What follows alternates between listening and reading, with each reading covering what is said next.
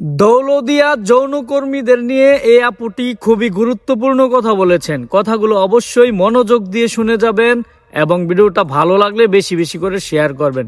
আগে আপুর গুরুত্বপূর্ণ কথাগুলো শোনেন।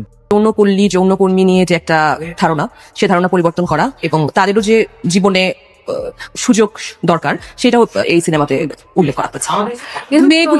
মেয়েগুলির সাথে যখন গল্প করতাম, ওদের লাইফস্টাইল শুনতাম, ওদের গল্পগুলি আসলে আমার কাছে শুধু একটা দুটো মেয়ে না, ওখানে অনেকগুলি মেয়ে ছিলেন।